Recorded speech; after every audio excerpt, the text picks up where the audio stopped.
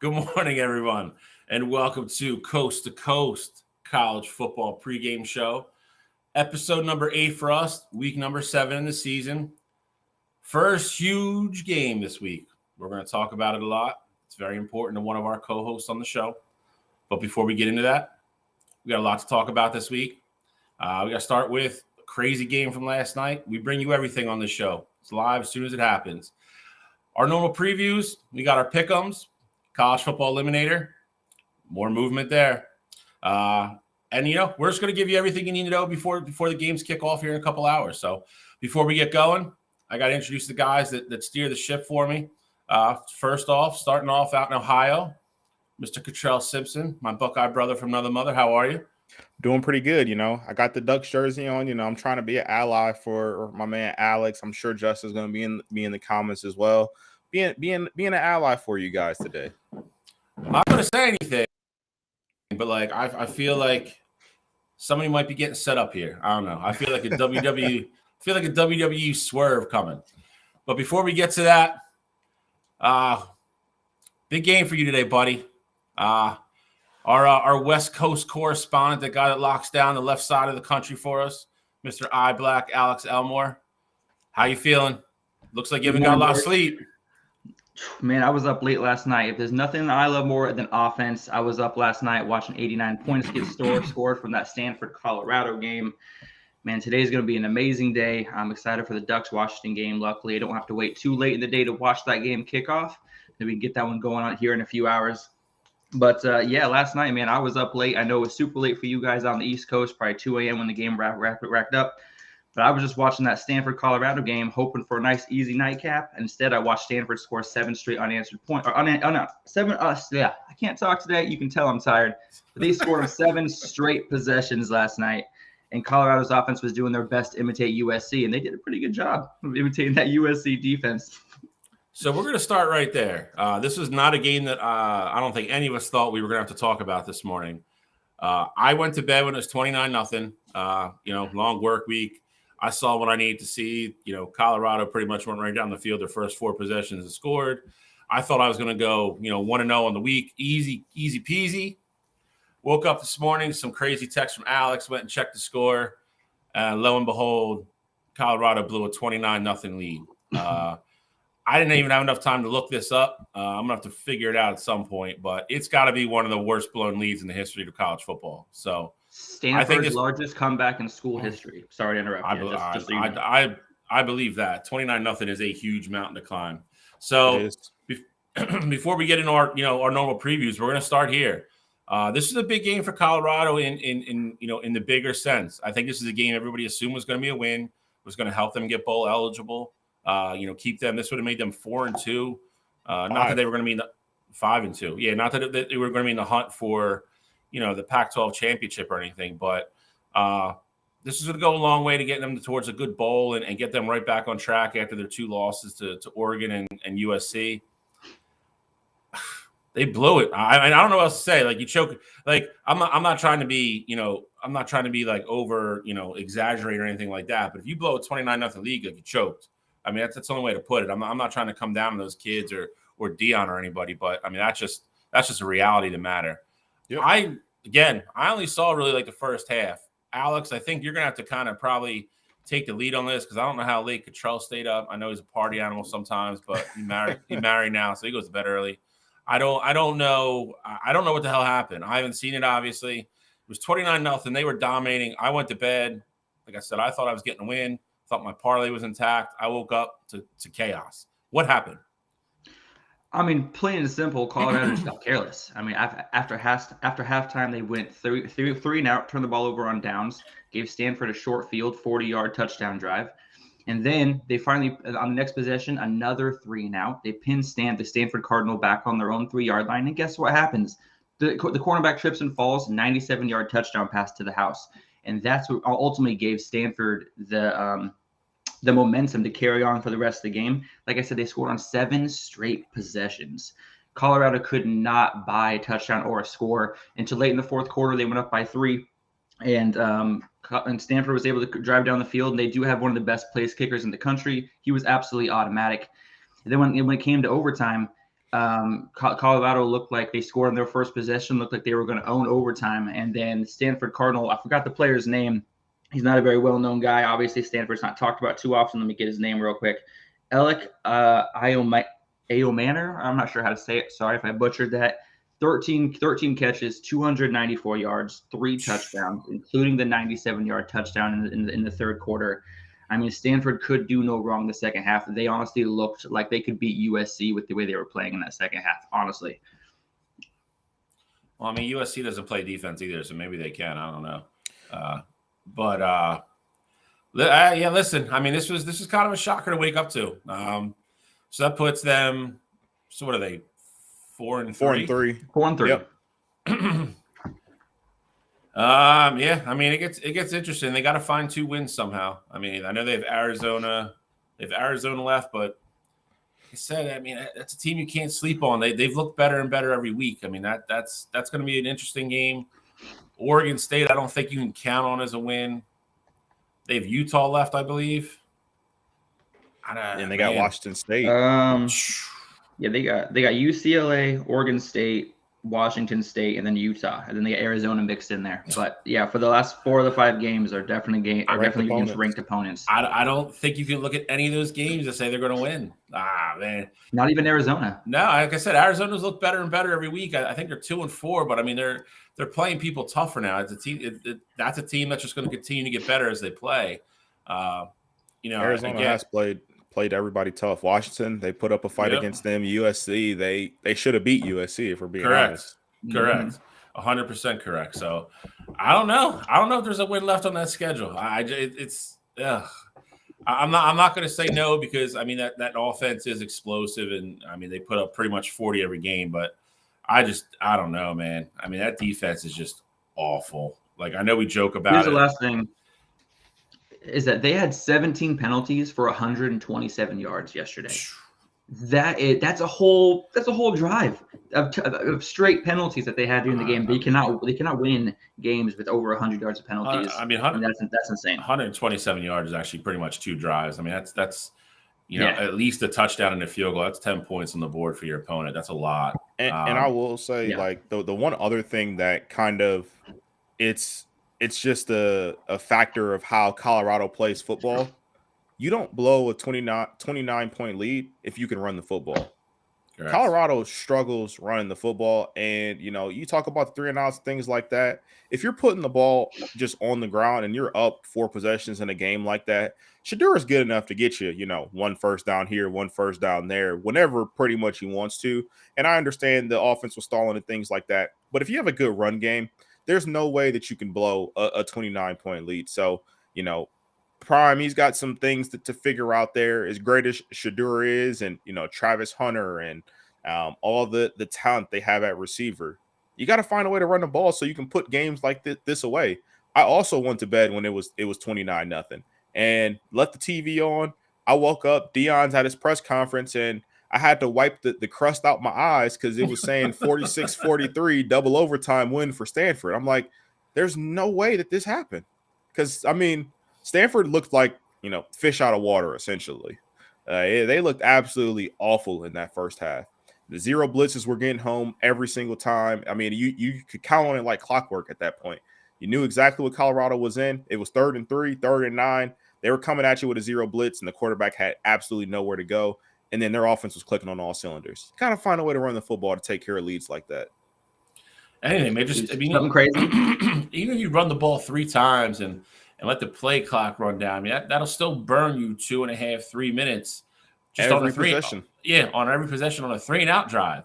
Let alone if you get a couple first downs. I mean, it's wild, man. I mean, this is one. I mean, I think if Colorado looks back at the end of the season and they're not where they want to be or they don't make a bowl, I mean, this is going to be the one that sticks out like a sore thumb. So, we're going to move on from there. Again, it was. I think Alex had another one last point. Just one last point. Ahead. Stanford only has less than 100 yards of offense in the first half. That's how dominant Colorado was. They ended up the game with 523 yards of total offense. So that explains what the second half looked like without you even having to watch the game. You kind of have an idea. Okay, so since we're here, as the last thing I'll bring up before we go on our previews of our recap from last week, if Colorado finds a way to beat one of those ranked teams, you beat Arizona too, of course. Like I think that has to be like a must win at this point. You find a way to beat one of the ranked teams. How would you evaluate their season? Because right now, like I feel like that loss to Stanford, they're at a point where like I know a lot of people only expect them to win 2, maybe 3 games this year, but like they're at a point for me where I almost feel like their season could be looked at as like a failure. I know they only won 1 game last year. Expectations were low, but like you come out, you beat TCU. I feel like expectations were at I thought they had the potential to go like an 8-4 or something like that. Get a decent bowl game. See, this is where it's going to be. It's kind of a roller coaster for me.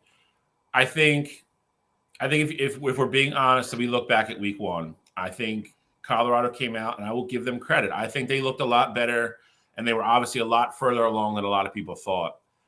But I've said it. I've been consistent with this. I also think TCU had no business being ranked, and I think a lot of people. I think they went from cautiously optimistic to, like you said, like, oh crap, like we're going to win 8 games this year off the TCU win. And now I think if you look back at what TCU's even done since that game, they're just not a good football team. They just lost way too much from last year. So you go TCU, you have the TCU win, they win their next game, they start 2-0. And to your point, we've talked about this before. There was guys on national TV, guys that work for ESPN, work for Fox, everything. They're like, if this team wins 2 or 3 games, it's a success. And I think if you watch them the first week, you're like, all right, like I feel like that's a little bit harsh. The defense obviously is not good. But that being said, if you watch Shedeur Sanders play, because there's a lot of questions about him, like how is he going to jump from playing the HBCUs to going to a major Division I program? Kids look great. I don't think we can say anything bad about Shedeur Sanders as a whole. But you guys on TV trashing them. Like if this team wins 2-3 games, it'll be a success for Deion. So I think when they started, 3-0 before they went to Oregon, it was kind of like Cottrell said. I think a lot of the country kind of shifted and was like, all right, well, maybe if they steal a game here or there, they're going to beat Stanford, they're going to beat Arizona State. That puts them to 6 or 7. If they steal one game, they're 8, and they're probably in like a really big bowl game because of the draw of what they are. I think reality's kind of set in. I'm not going to say that withstanding what happened last night because I don't think any of us thought that was going to happen. So I think if you look at it going forward, I'll say this. I said this from the get-go. I think if they make a bowl, I think it's a huge success. I think Deion will downplay it and say internally that's not what our goals were. But I think if you to be very realistic of what that roster is and what they were really going to go up against, especially, I don't know if he could have picked a worse year to be in the Pac-12, if we're being honest. Oregon, Washington, like, you know what I mean? Like, this is a crazy up year for the Pac-12.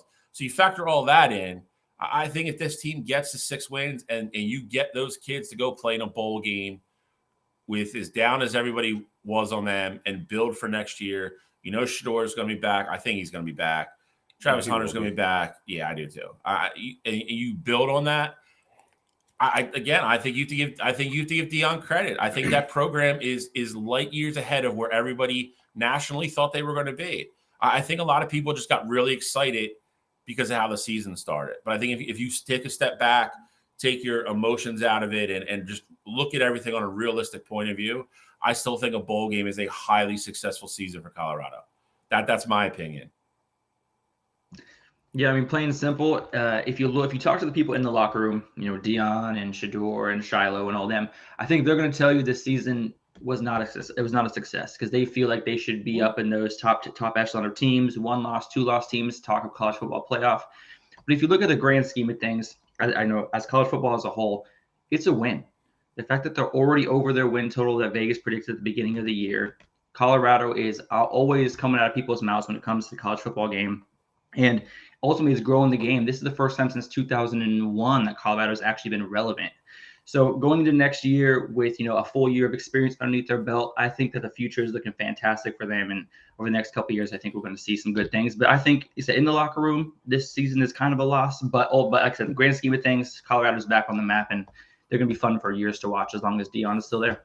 I mean, they're going to win the Big 12 next year.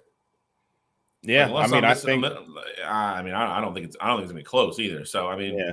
You lose Oklahoma and Texas, and I don't think they have like a tough non-conference schedule next year.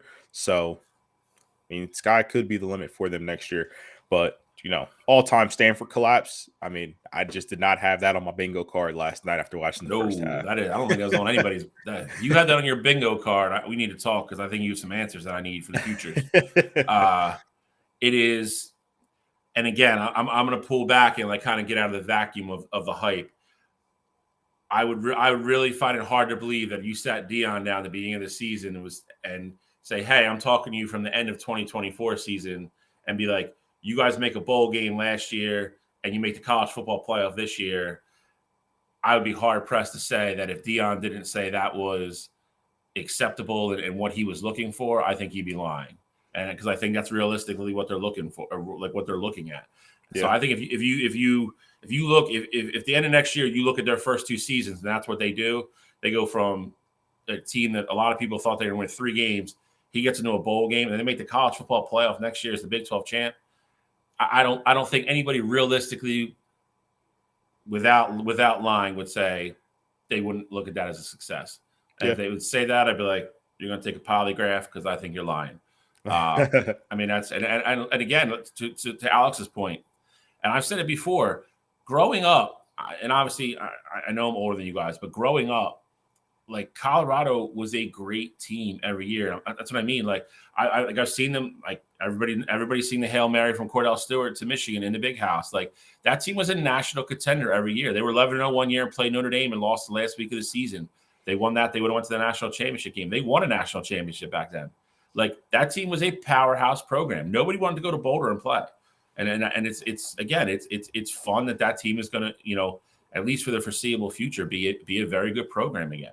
So, all right. I mean, that's 20 minutes about Colorado and Stanford that I don't think we were planning on talking about. So we got to get no one ever plans about talking about Stanford for 20 minutes. No one ever wants to do Dan that. was basically on the field last night. Yeah. So we got to get moving because we got to get done before the 12 o'clock kickoffs. I'll say this, though. I woke up this morning. This is the first weekend for me anyway, where I am.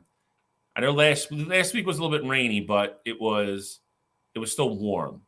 Today it's barely 50 degrees and it's raining. Today is the first day for me. It really feels like fall and football on a Saturday. I love it. So there's gonna be a lot of crappy weather games in the Northeast today with all this rain. Alex, I know it always rains in Oregon, so I don't know what's going on out there.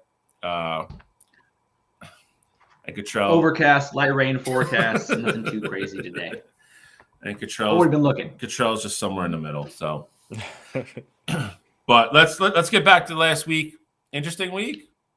Had some interesting results, and we'll start with this one. I had high hopes for this game. That's all I'll say. I did. I thought Kentucky had a shot to stay in it. Gene's Georgia Bulldogs came out at home and did not disappoint. Carson Beck, I think this is kind of his first game where he, I want to say, lived up to the hype and looked like what people was hoping he really was. They ran the ball when they wanted to. They threw the ball when they wanted to. Brock Bowers is just an animal.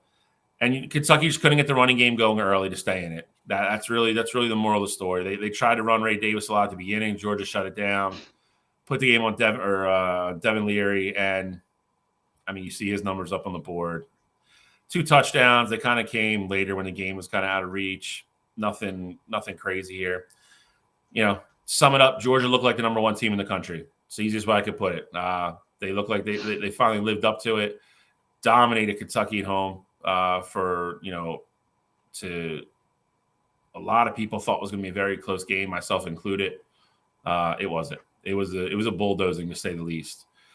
Cottrell, Georgia for real. Kentucky just lights too bright for Kentucky. Mixture of both. What do you think? I think it was a mixture of both. I think Kentucky was in a spot, I mentioned it last week on the preview that for Kentucky to really have a shot, we all said it, that the run game would be a big factor. But I didn't think that they would be able to have success on the ground because Devin Leary doesn't provide that threat, to run against, that Georgia defense. So I think that made holes tougher for Ray Davis to come by.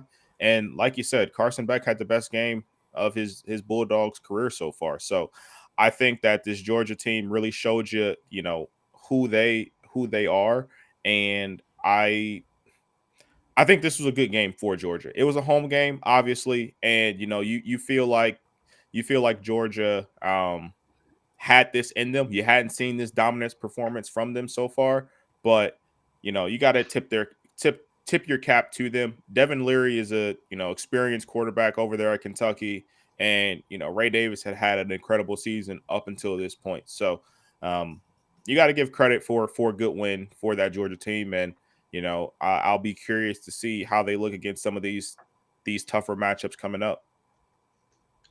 Yeah, I mean, it was definitely last week was a really big opportunity for Georgia. It was the first time all season that Georgia has really come out of the gate on all cylinders, jumping out to that 14-point lead. And, they really looked good straight from the get-go. Their first 2 touchdown drives were a 75-yard drive and an 82-yard drive. Kentucky really had no answers for them, with Georgia scoring on the first 5 possessions. It was 34-7 at halftime. There's really no chance of Georgia blowing this game in the second half. They did try to run with Ray Davis, but he was not able to get that ground game going like he was against Florida the week before when he had over 200 yards. And here's just a couple numbers for you that really kind of explain this game. Kentucky had 12 first downs the entire game. Georgia had 33. Kentucky had less than 200 yards. Georgia had over 600. I mean, you can't really combat that. Georgia was just honestly vintage Georgia, and this is the best I've seen them look all year. And this is the first time I think that they truly look like a number 1 team in the country. So it's about time they really started coming around and looking like them true selves again. Yeah, I'm reading all these comments, and I take it Justin Louder is not a Colorado fan. I don't know. I'm just going to go on a limb. But it is listen, I mean, it's a lot of, you hear a lot of things about Georgia, how, they really hadn't played anybody, or they just haven't looked convincing yet.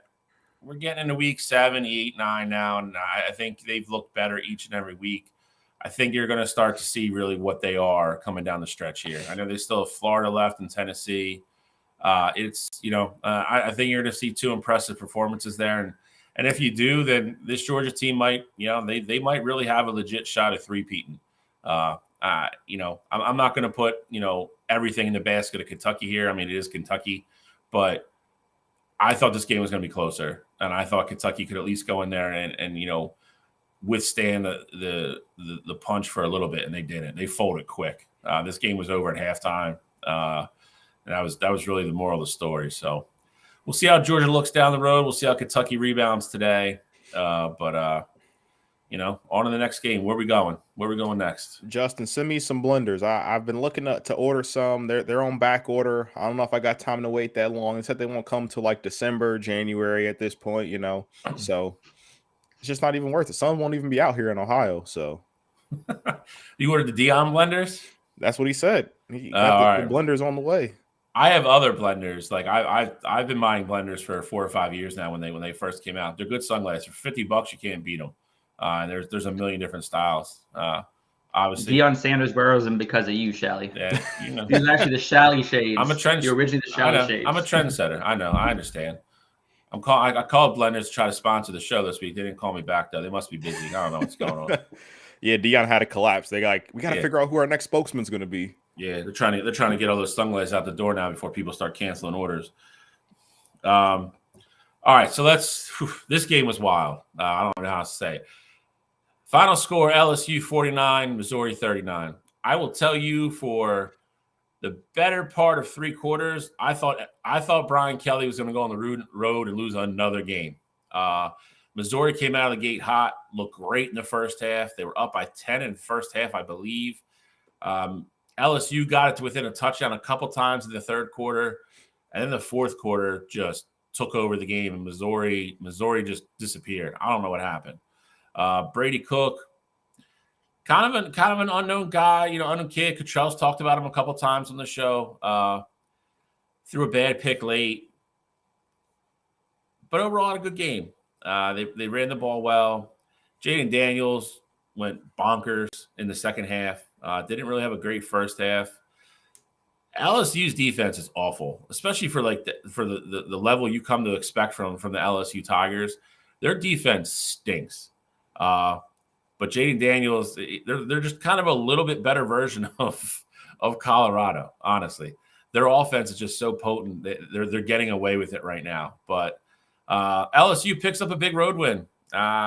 Missouri, I think, kind of really had their chance to shine here and get a huge home win. They were ranked coming into this game. They ranked 25th. Not to be, though, for the Tigers. Alex, what did you see when you watched this game? Yeah, I mean, as a West Coast guy, I love offense. We don't like defense over here. If you've ever watched Pac-12 games, we don't like to make stops. We just like to score. So you can imagine how much I love watching LSU games every single week because they're going to drop half 100. And last week I made the joke that the score was going to be like 56-42. Well, I was pretty dang close with that prediction with this high scoring offense in this game. 1,060 total yards, 88 points scored, and only five total punts in the whole game. LSU's defense hasn't made a meaningful stop all year, but with 34 seconds left, Major Burns was able to intercept a pass and take it back for the game-sealing touchdown. And ultimately, in the last 3 minutes of the game, they had 3 stops against Missouri's offense that really had been going up and down the field all day. They turned the ball over on downs. They intercepted the ball for a touchdown. And then obviously at the end of the game, they held them to a missed field goal that would allow them to have had an onside kick attempt to at least try to tie the game. But Jaden Daniels, I swear, man, 2 losses or not, this dude is one of the most explosive players in the country. Whether he's throwing the ball, running the ball, it does not matter. With Malik Neighbors by his side, that dude is just going to toss it up. Malik Neighbors is going to go get it.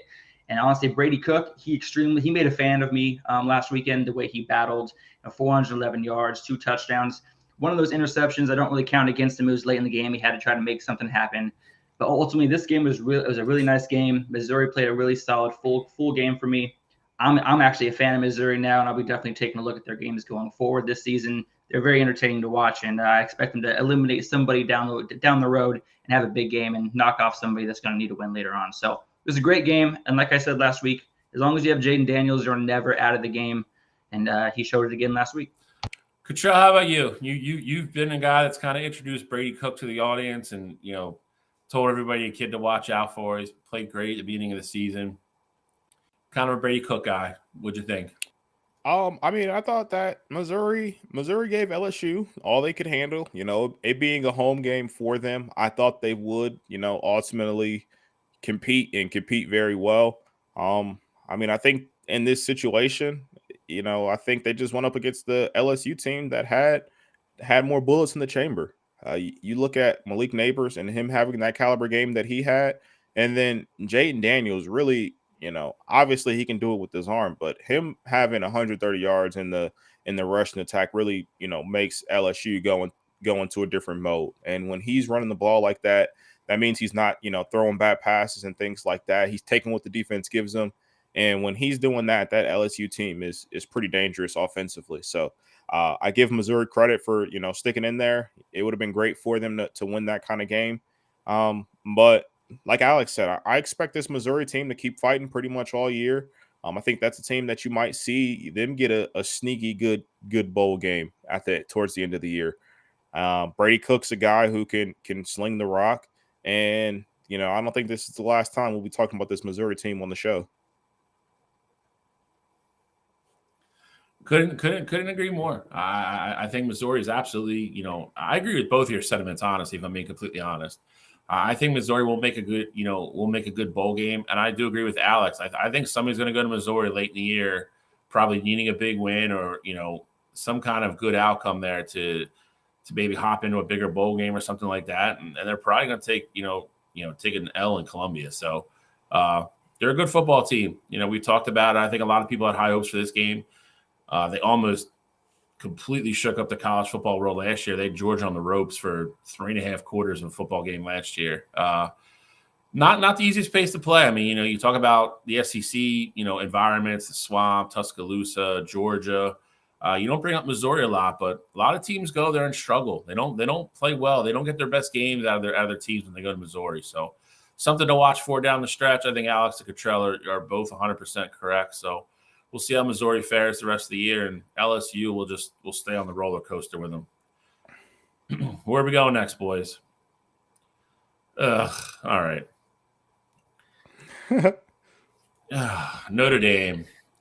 Where do we start? I think the easiest place to start is, you look at the numbers here. You look at Audric Estime's numbers. 10 carries is not enough for that kid. I get it. He was struggling. He only had 20 yards. Alex says it's a career low for him with at least 5 carries. And, I 100% understand that. But Sam Hartman turned the ball over like crazy in this game. He had 3 picks. I just feel like you got to establish the run more. I got to give Louisville all the credit in the world. I called their offense vanilla last week. I thought they'd struggle a little bit more against this Notre Dame defense. And, ultimately they didn't. They couldn't stop the run. And, they got beat. So, I for me, that's where I start. The running game both ways. So, I'm not going to say me and Cottrell told you so, but I'm going to say we told you so. We literally talked about this last week, about them not using him enough. And, just to a little bit of a degree, we understood it, trying to keep him fresh, blah, blah, blah. That being said, you already have a loss coming into this game. You cannot lose this football game. He is your best offensive player by a mile. And you let him touch the ball 10 times in a game that you go on the road and get smoked 10 times. Sorry, that's me. That's a Marcus Freeman problem. That's got to be somewhere along the lines. He's got to stand up and be like, we got to start running the ball. We have to get the ball in our best players' hands more than 10 times. I also think, I think it's been a crazy couple weeks for Notre Dame. I will say this: Notre Dame never has an easy schedule. It's one thing I will give them credit for.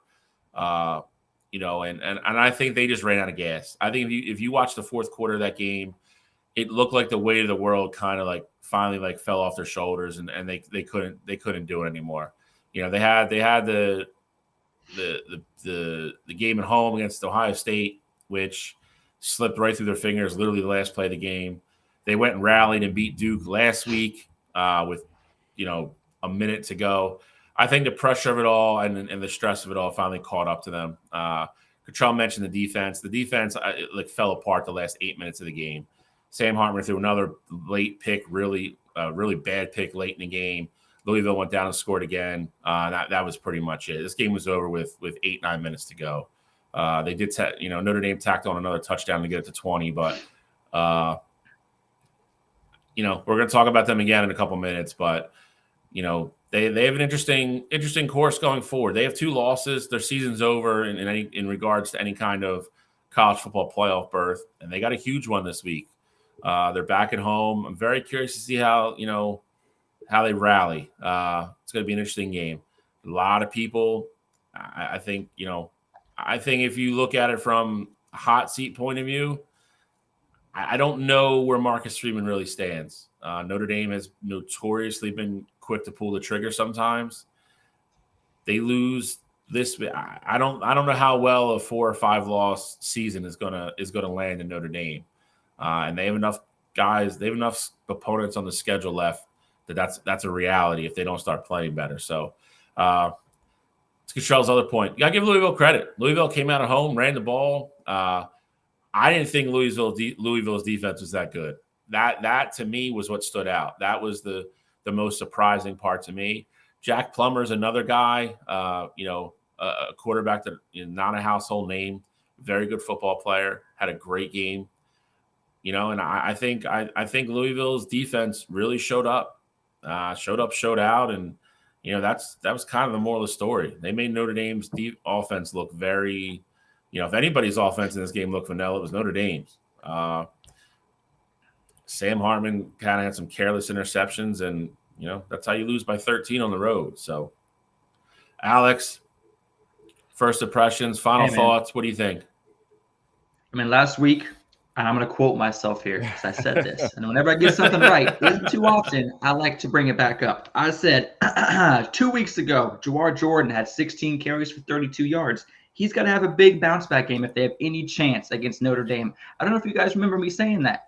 But I talked about Jawar Jordan, and that boy, he showed out 21 carries, 143 yards, 2 touchdowns. If you told me that Louisville was going to win this game by 2 touchdowns and that Jack Plummer would throw for less than 150 yards, I would say you were crazy. Because I thought Jack Plummer would be the reason that these guys were able to take over and win the game. The Notre Dame secondary was able to do exactly what I also said, which was eliminate Jamari Thrash. Holding him to 75 yards is no small task, and only 8 receptions. He is their main go-to receiver. So Notre Dame's defense, in the secondary, they did quite well. But Jawar Jordan, he was running all over them the entire game. And, Shally, you had mentioned about, and Cottrell, you had mentioned about Audric Estime only getting 10 carries. Fun fact, I don't know if you guys know this, Audric Estime didn't get his first carry of the game until 45 seconds left in the first quarter. That was their third possession of the game, and that was his first carry. He barely got 1 carry in the first quarter. That's ridiculous. He's their best offensive weapon. They utilized the freshman running back a couple early handoffs. But why are you not giving Estime the ball? You've been having trouble moving the ball. You scored 17.5 points over the last 2 games previously. Estime is your workhorse. He's your go-to. Let him take you to the promised land. Like you said, Marcus Freeman is not making good coaching decisions. All right, and like I also said last week, Hartman is not looking like he did the first 3 weeks of the year. You throw a good defense in front of him, and he's not making great decisions. What is that? Over the last 3 games, he has, 5 turnovers. He's caused 5 turnovers to 2 touchdowns he's created. That is not a Heisman caliber quarterback. That is not a college football playoff caliber quarterback. And Louisville came out swinging with an interception on a really underthrown ball from him in that first drive. If you watch that replay, he literally dropped it right into the cornerback's hands, which then Louisville was able to turn around and get a 9-yard touchdown pass to Jamari Thrash. And then Notre Dame has answered back midway through the second quarter, taking it 7-7 at halftime. At that point, I still thought Notre Dame had the game won. I thought their defense was going to pull out another close game. But it felt like when momentum really shifted when Jawar Jordan took off for his 45-yard touchdown run in the third quarter. Dude, I don't even think he was touched past the line of scrimmage. He closed the door with his 21-yard touchdown run later in the game. I mean, Louisville had 5 sacks, 8 tackles for loss, and 5 turnovers. I'm sorry, Notre Dame, but you're not going to beat an undefeated team like Louisville with 5 turnovers. I'm sorry, but that's just not the recipe to win.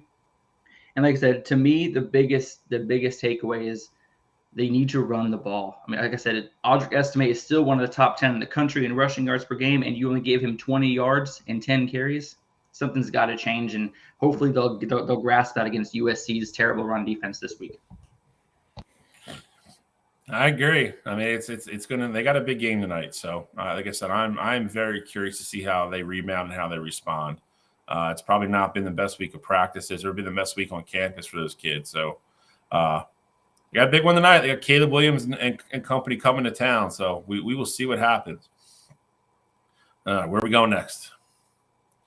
Maryland, Ohio State. This is a tale of 2 halves. I'm not going to talk too much about this one. I will let our resident Ohio State expert talk about this, but this was, I would say at halftime, I would say Cottrell's worry meter might have been a little higher than he would like to admit. And then the second half happened and it probably disappeared. But Cottrell, I will let you go first on this one and break it down. No. Let me go first real quick, okay? Because I got to get this in before Cottrell tears me apart. All right, last week I was talking a lot of shit. All right, and in the group chat I was talking a lot of shit too. So let me first and foremost say I apologize about saying Maryland was going to cover the 19.5-point spread. I think losing by 20 is the ultimate punch to the face. But anyway, Cottrell, I know you got a lot to say. Let me get this out of the way first, and I'll let you have your 5 minutes because you definitely deserved it. The Maryland, I think you guys can definitely agree with me, though. Maryland is a lot better than this 20-point difference that the score ended up being. Maryland played fantastic the first half. I mean, like I said, it was 10-10 at halftime. Ultimately, Maryland was up 10-0 at one point until Talua threw a pick 6 in their own end to make it 10-7. And I think that really kind of shifted the momentum. And funny thing is that was the first play I watched when I turned on the game. I turned it on, interception, touchdown. I should have turned the game on. It was bad luck from then on out. But honestly, the game was fantastic. I was pretty proud with how Maryland fought. I thought the game would be a lot closer, but Ohio State just kept adding on one more and one more and one more. And that Marvin Harrison Jr., man, he had a bounce back game for the ages. They were struggling, and literally was like, just throw it up there somewhere. Marvin Harrison Jr. will come down with it, and he did. He looked fantastic. Also, Control, if you could give us some more info on what was up with the whole Trayvon Henderson situation, and is he out for a long period of time? Apparently, he's, as far as I know, I think he's playing today. They said he got hurt in the Notre Dame game. I don't fully believe that because he finished that game and then they went into a bye week. I feel like he got hurt at practice. They just didn't want to say that because probably, a lot of people would be thinking, how do you get hurt in practice during a bye week? Like, how hard are you guys really going during practice during that bye week? And so I feel like, Trayvon has obviously had his history of injuries and things like that. And I feel like they were just kind of being a little bit more cautious because they probably felt like they could beat Maryland without him. And, if he does get held out today, I think that they're looking more so bigger picture and making sure that their guys are ready to go for next week against Penn State. Because I know they already ruled out Emeka for today as well. He had a little nagging ankle injury as well. So I think they're more so focused on making sure they can get the guys on the field for Penn State. But I was very surprised to see Trayvon not playing because no one had reported that pretty much all week through Ohio State. Yeah, and that's kind of all my points, and so it's all you guys now. I'm just going to add one thing. And it kind of got to just to piggyback off what Alex said. I think Maryland is I don't think they're obviously the upper echelon of the Big Ten. I don't think they're Ohio State, Michigan, or even Penn State for that matter. I think what they are consistently now, though, is I think they've gotten, and I'm going to say this withstanding the last two seasons, but I think they're on that like Wisconsin, Michigan State, Iowa. I think they're on that level now. I think Mike Locksley has done a really good job of going to Maryland and building that program up and keeping it consistent. And he's been able to recruit. Listen, believe it or not, man, the Baltimore area, like Baltimore, DC, Virginia, that whole area, there's a lot of good football players that come out of there. And he's convinced a bunch of them to stay home and go to Maryland, which is a great school. You got to give Mike Locksley credit. I mean, I think he's building that program the right way from the ground up. It's one of those situations where I don't think he'll leave. I mean, he's in the Big Ten. I don't think there's that many better options for him to go somewhere else. So I hope he could stay there for another 4 or 5 years and really see what Maryland is. But I think they've taken that step up to, if you look at where they were when they came into the conference, I mean, they had 1 or 2 wins a season. Yep. They're an 8-win football team every season now, and that's not easy to do in college football. I don't think people realize that. Like, I think you look at the Alabamas and Georgias and Ohio States, all those kind of schools that win 9, 10, 11 games every year. They're the exception to the rule, though. You look across the country and all the other conferences, most of the teams do not win 8 games, and that's pretty much where Maryland is now. So I just want to give them credit. I'll give it back to Cottrell now so we can talk about his boys. Flipping the switch in the second half here and kind of looking like Ohio State should. So, Cottrell, take it away. Get your gloating in. Just don't go too long because, we got other games to talk about. So, I mean, I think the one thing that was kind of surprising for me was during that first half, Ohio State's offense obviously wasn't clicking. Seemed like couldn't get a first down to save their life. And, without Trayvon Henderson there, it takes away the explosive plays in the run game. Chip's obviously, decent runner. He runs hard, things like that, but he's not that explosive guy. And so when McCord's not taking care of business in the passing game, usually when you can lean on a guy like Trayvon Henderson, throw him a screen, get him out in space, you can get some extra yards, for that offense and start to gain a rhythm. On the flip side of things, I know Maryland was up 10-0, but that Maryland offense never looked like, well, the first drive when they went down and scored a touchdown, they looked great. Don't get me wrong. But outside of that, then the Maryland offense didn't look as, explosive as kind of I was expecting them to. Now, I know Ohio State, their defense their motto has been not to give up the explosive plays and things like that. But I thought for Maryland to have a shot in this one, I thought it would be their offense leading the way and they'd go blow for blow with Ohio State.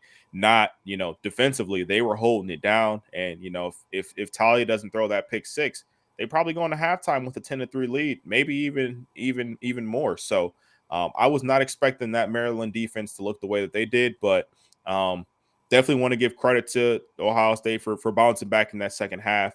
Kyle McCord, I feel like I have this love-hate relationship with him at this point. he's a guy who, you know, it seems like sometimes he waits too long to throw the ball and his pocket awareness is a little bit low. But then at other times, it's like he throws these strikes to Micah and Marvin. And I just feel like it's not hard to get the ball in those guys' hands. Just throw it to them, let them do the work, and go from there.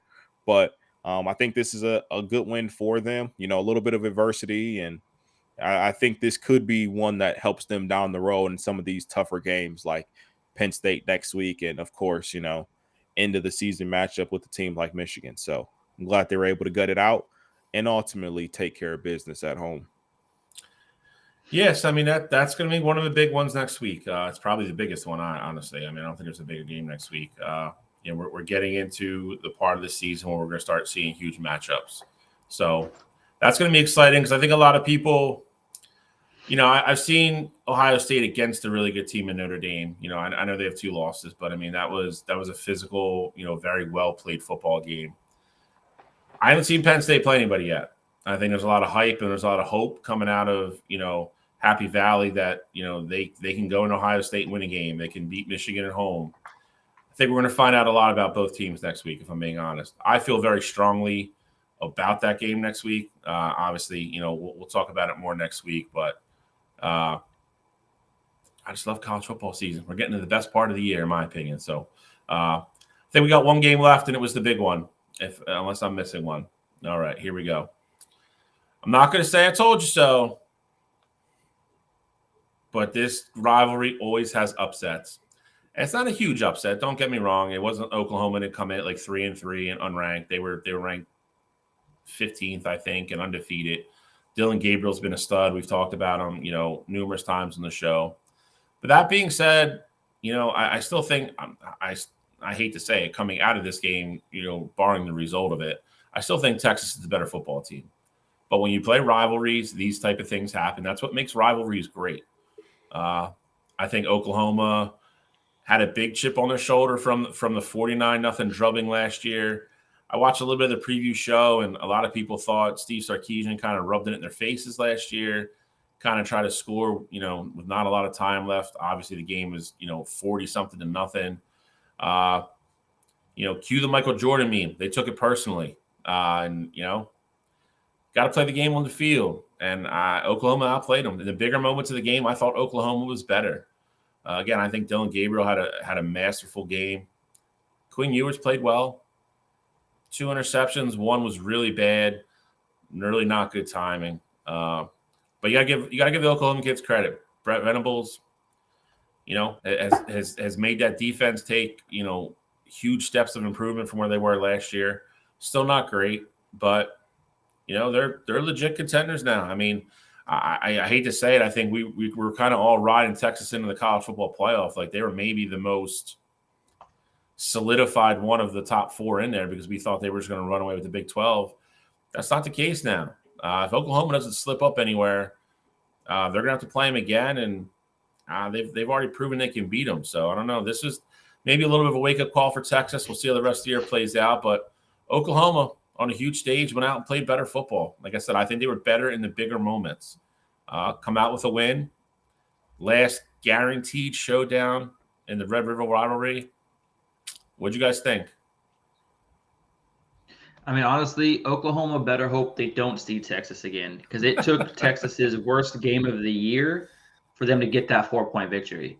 I mean, Quinn Ewers, Cottrell, you've been really high on him all year. I've been starting to come around on him, but realistically, are we ever going to see him this season again throw two interceptions and have a fumble turnover? I don't think so. I think honestly, this was his worst game of the season, a huge wake-up call. Dylan Gabriel had a career game, and I don't know if he's going to be able to put up those type of numbers 2 times in a row. He had no support rushing the ball. Taway Walker only had 46 yards. Yes, he had 2 touchdowns, but most of that was because of Dylan Gabriel getting them into good field position. Like I said, Quinn Ewers is not going to have a game like this the rest of the season, so let's get that out of the way. And like I said, Oklahoma does not want to see Texas a second time. But, you know, like I said, Oklahoma came out, smacked Texas in the mouth. He got that first interception on the second play of the game, which led to that 9-yard touchdown run. And it was kind of back and forth from then on, 20-17 at half. And when Texas hit that go-ahead field goal with 1:17 left, I thought, boom, done, Texas, done. Cottrell's going to be going crazy next week about how – well, actually, Cottrell, you picked Oklahoma to win this game, so never mind. You were actually you were actually on the right side of history. But, in just 4 plays, Oklahoma was able to get into Texas's red zone. And Anderson, with 15 seconds up, Anderson caught the game-winning touchdown pass. And here's the two main statistics that really stand out for me. I've kind of already mentioned them. Ewers turning the ball over 3 different times, not expecting that to ever happen again this season. And Texas had 90 penalty yards, including a pass interference on the last drive to get Oklahoma into the red area, into a first and goal situation, which ultimately led to them winning the game. So I need Texas to clean a few things up. Their season is not over. Oklahoma was a very top-class opponent. And I see Oklahoma kind of dominating the rest of their schedule. They don't really have another really tough match the rest of the year from what I remember. So if Texas and Oklahoma see each other again, I can't wait for that, and I think the results will be different. Yeah, and I said it last week. Like I just feel like it's so tough to go undefeated in a season, and Oklahoma has been sitting thinking about this loss for a whole year at this point. Obviously, Dillon Gabriel didn't play last year either. And so I do feel like they kind of took that personal. You saw that with Dillon Gabriel, putting the team on his back. And I think the one other thing that no one's going to bring up here, but I love bringing it up because I hate it. I hate it every time I see it. Cowardly coaching will never win you football games. Steve Sarkisian, you got Quinn Ewers at your quarterback, and you decide to run the ball on 3rd down, settle for a field goal. And I get it. You go up 3, it's a minute left. You want your defense to take care of business. If it were me, I have Quinn Ewers on my side. I am trying to make it where Oklahoma doesn't touch the football again. And I'm almost in a spot where, if you throw the ball and it doesn't work, depending on if you gain any yards or whatnot, I might even be inclined to go for it there. Dillon Gabriel had that Oklahoma offense humming. I trust my guys offensively. I think Quinn Ewers, I've said it time and time again, I think he's a top 5 quarterback in the country.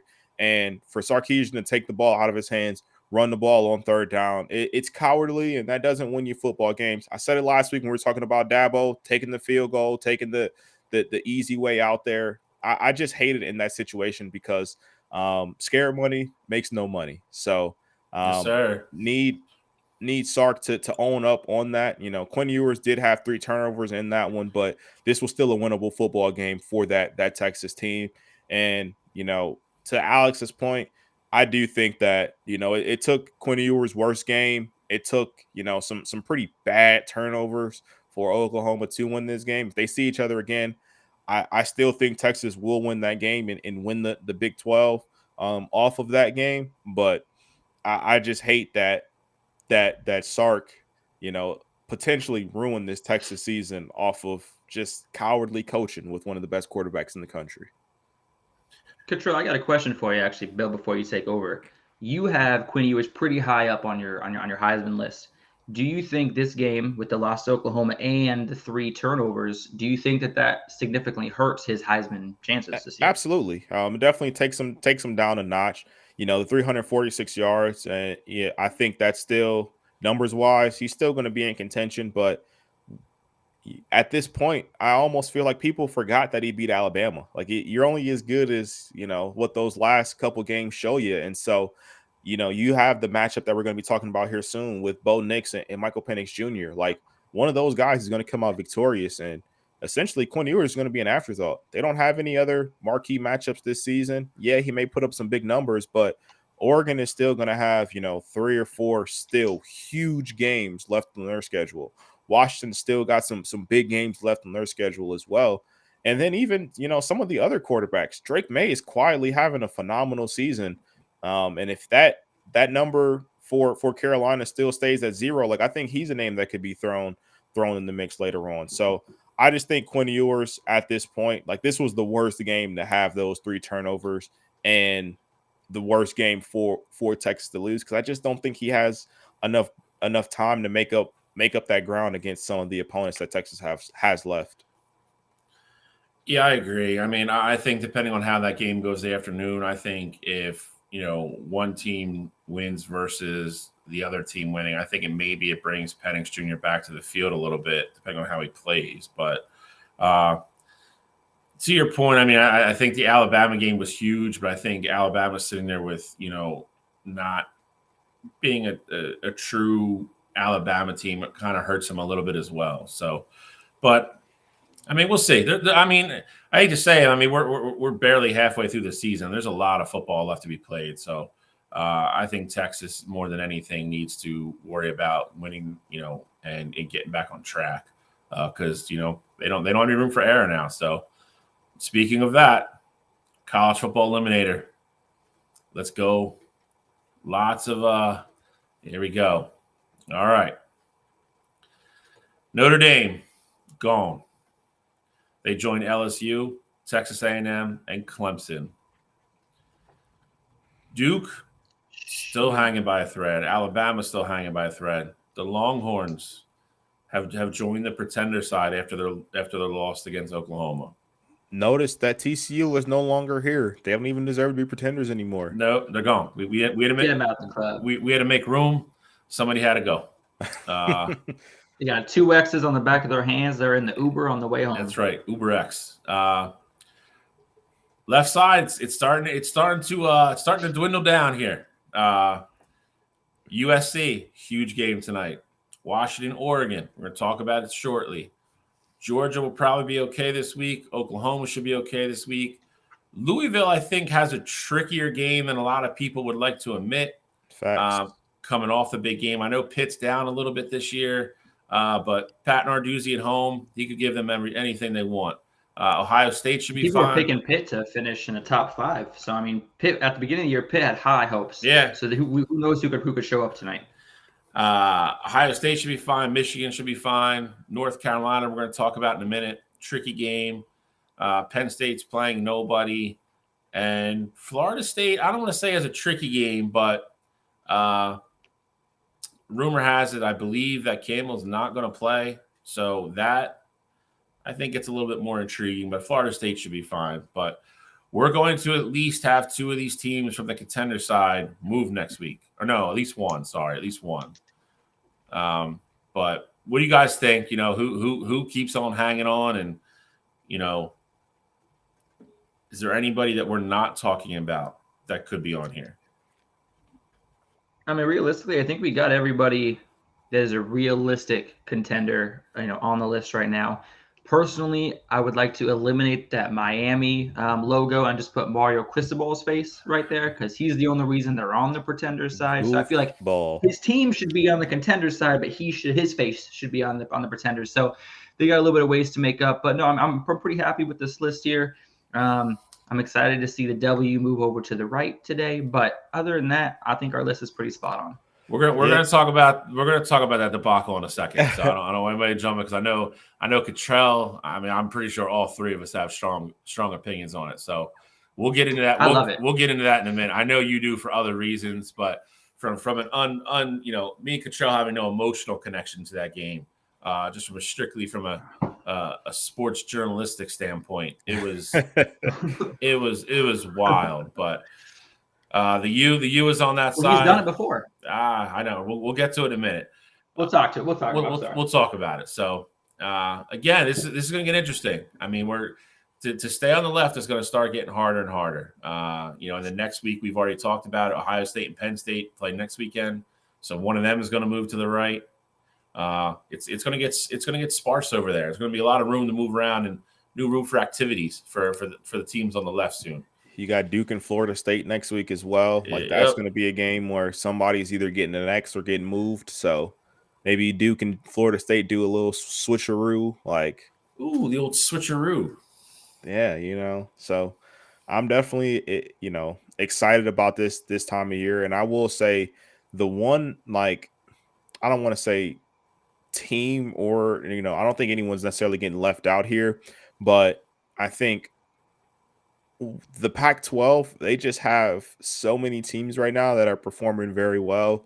And I think there are teams in the Pac-12 that can play their way onto the contender side. Like Oregon State could easily, beat a team they're not supposed to beat, go over to the contender side.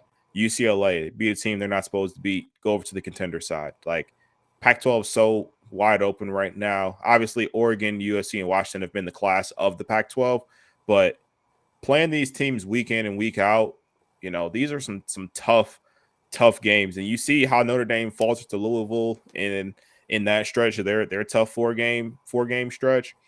I think with these Pac-12 teams, like anything could really happen at this point. I'm sure Alex doesn't want to hear that. He wants to hear Oregon's just going to dominate the rest of the way through.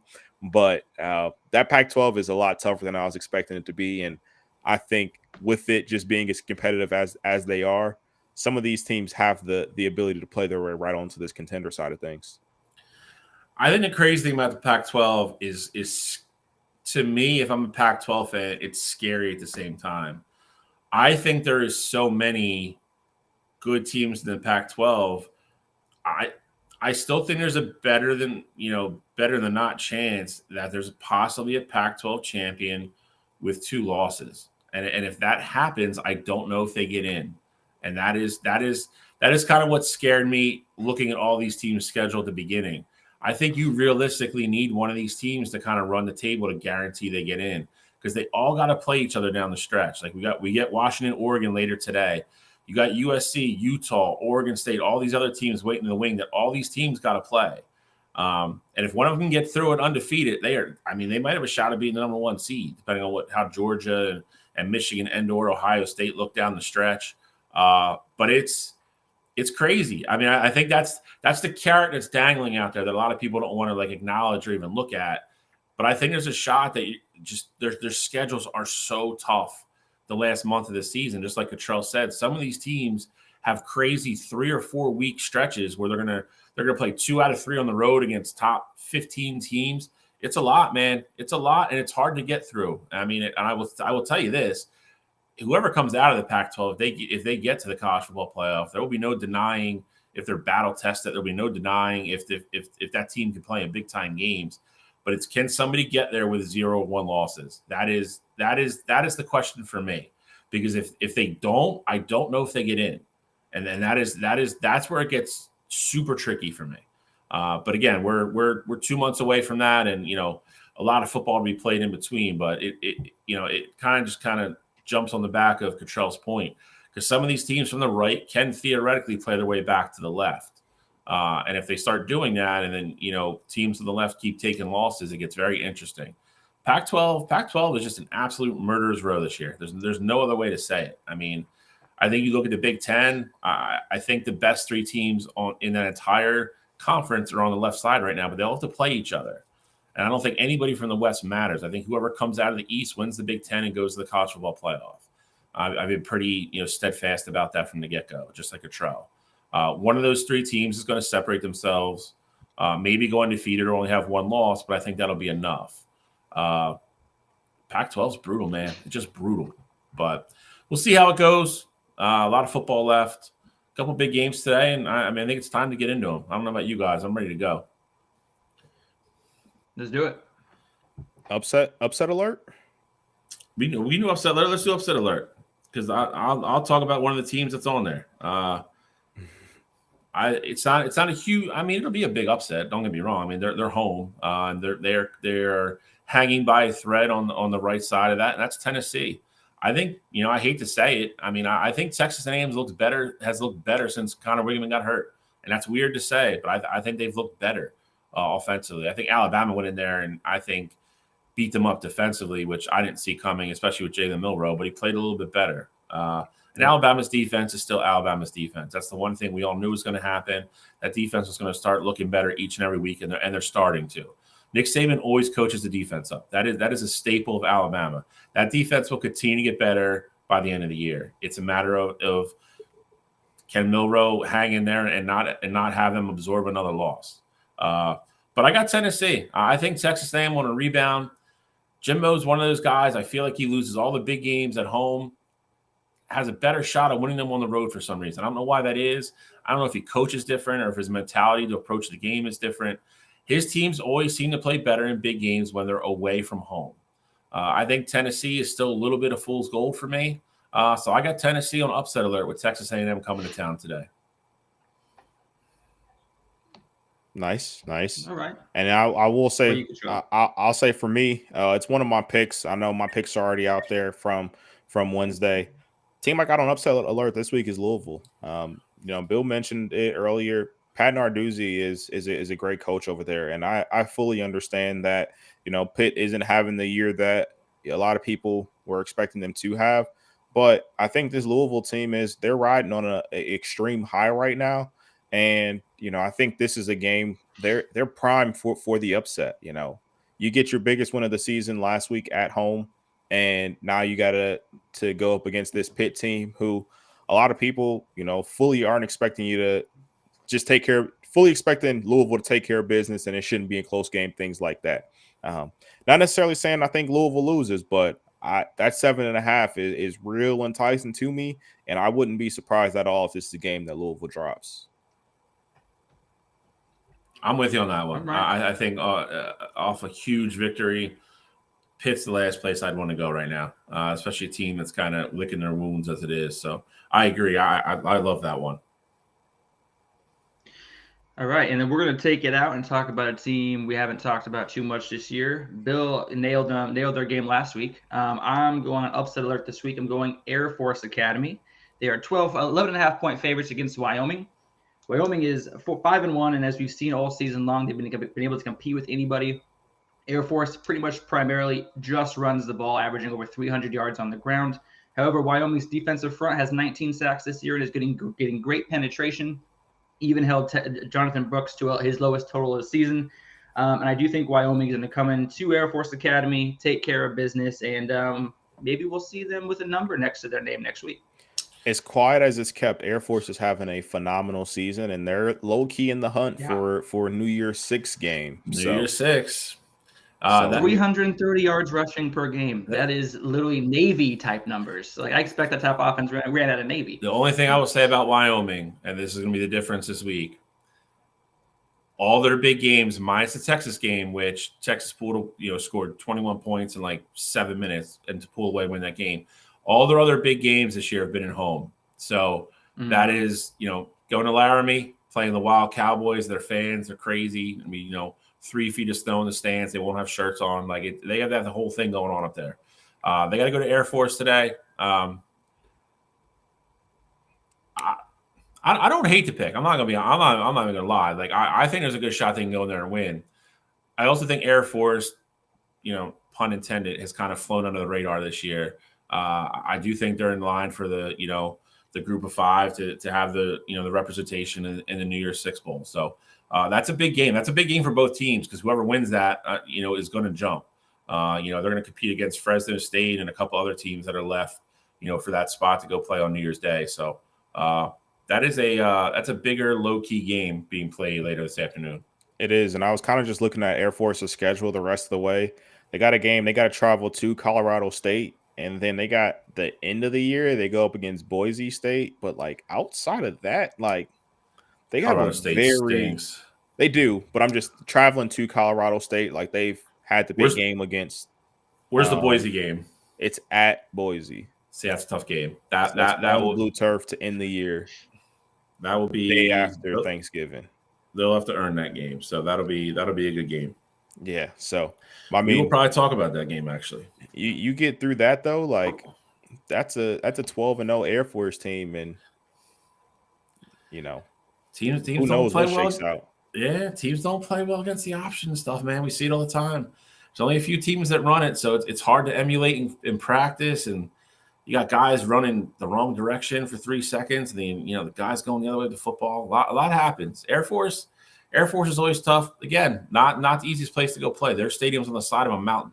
So I mean, it's not that Wyoming's necessarily going to be intimidated going in there, but it'll be that if they win today, I mean, that Boise State game and Boise versus Air Force, if they remain that will be, we'll preview that game come Thanksgiving week for sure. See, my biggest issue with Air Force is just that I'm not a huge fan of teams that are one-dimensional. I mean, which they really are. I mean, they're only averaging, 82 yards passing a game. I mean, you kind of know exactly what's going to happen. Yeah. Kind of just like I mentioned Navy earlier, very similar option style offenses. It really works for them. But if you can get somehow, like I said, Sam Houston State held Air Force to 13 points earlier in the season. That team is 0-6. Okay. So clearly, if they don't have the ball running early, if Wyoming can get up a couple scores in the first half, I don't think Air Force has that offense that's going to be able to come back down 2 scores. So that's why I'm kind of leaning towards Wyoming today, and we'll see what happens. I like it. All right, so let's get into the previews. Where we want to start? I know what's going last. All right, here we go. We're gonna start with the Pac-12. Interesting game. UCLA Bruins traveling to Oregon State Beavers. Corvallis, wild place to play. Students and the fans are right on top of you on that stadium. It's going to be loud. It's weird to say, but I mean, this game has implications. I mean, I don't know how else you want to cut it. I think, like I said, we literally just talked about this.